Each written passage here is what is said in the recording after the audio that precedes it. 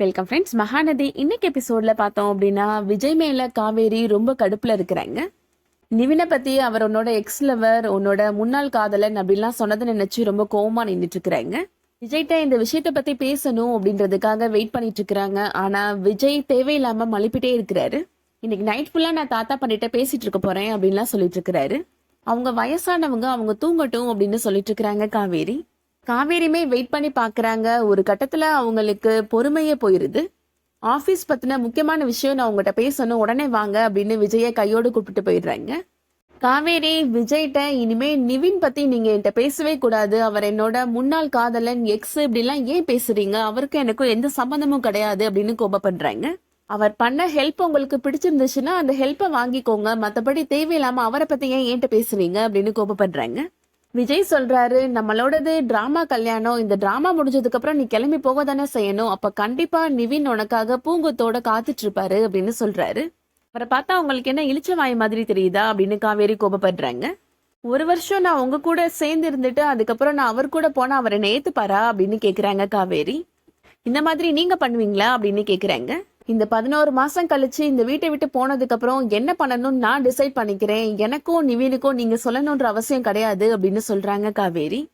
இனிமேல் நீங்க நிவினை பத்தி என்கிட்ட பேசவே கூடாது, எனக்கு ப்ராமிஸ் பண்ணுங்க அப்படின்னு சொல்றாங்க காவேரி. விஜய் சொல்றாரு, என்னதான் பணம் கொடுத்து நான் கான்ட்ராக்ட் கல்யாணம் பண்ணிருந்தாலும் இந்த பொண்ணு எங்க போவான்னு எனக்கும் மனசுல கொஞ்சம் வருத்தம் இருக்க தானே செய்யும் அப்படின்னு சொல்றாரு. நான் சொல்லிட்டே இருந்தா உனக்கு ஒரு ஹோப் இருக்கும்ல அப்படின்னு சொல்றாரு. நீங்க இந்த மாதிரி பேசிட்டே இருந்தீங்கன்னா நான் நடந்த விஷயங்கள் எல்லாத்தையும் தாத்தட்ட போய் சொல்லிட்டு கிளம்பி போயிட்டே இருப்பேன் அப்படின்னு சொல்றாங்க காவேரி. எல்லாம் பண்ணிராதா, அவங்களோட நிம்மதியை போயிரும் அப்படின்னு சொல்லிட்டு இருக்கிறாரு விஜய். நீங்க இப்படி பேசிட்டே இருந்தா என்னோட நிம்மதி தாங்க போகுது அப்படின்னு சொல்றாங்க காவேரி.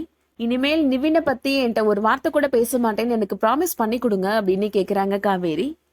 விஜயுமே வேற வழி இல்லாம இப்போ ப்ராமிஸ் பண்ணிடுறாரு. நீங்கெல்லாம் மனுஷனே கிடையாது, செல்ஃபிஷா இருக்கிறீங்க, எப்ப பார்த்தாலும் குத்தி காமிச்சிட்டே இருக்கிறீங்க அப்படின்னு சொல்றாங்க காவேரி. இனிமேல் நிவின் பத்தி என்கிட்ட ஒரு வார்த்தை கூட சொல்லக்கூடாது, ஞாபகத்துல இருக்கட்டும் அப்படின்னு சொல்லிடுறாங்க. இதுக்கிடையில இப்போ விஜய் நிவின்ட்ட 11 மாசம் வெயிட் பண்ணு, கண்டிப்பா காவேரி உன்கிட்ட திரும்பி வந்துருவா, நீங்க 2 பேரும் கல்யாணம் பண்ணிக்கோங்க அப்படின்ற மாதிரி பேசுனதை பத்தி யோசிச்சு பார்த்துட்டு இருக்கிறாரு. நிவின்க்கு பெரிய குழப்பமா இருக்கு. கான்ட்ராக்ட் கல்யாணம் எதுக்காக காவேரி பண்ணிக்கணும், அவ எதுக்காக பணத்துக்காக இப்படிலாம் பண்ண மாட்டாளே அப்படின்னு யோசிச்சுட்டு இருக்கிறாரு. நான் அவட்ட லவ் ப்ரப்போஸ் பண்றப்ப கூட குடும்பம் தான் முக்கியம்னு சொன்னவளாச்சே அவ அப்படின்னு யோசிச்சு பாக்குறாரு. விஜய்மே ஆனா என்கிட்ட எதுக்காக பொய் சொல்லணும், 11 மாசம் ஏன் வெயிட் பண்ண சொல்லணும் அப்படின்னு அவருக்கு ரொம்ப குழப்பமா இருக்கு.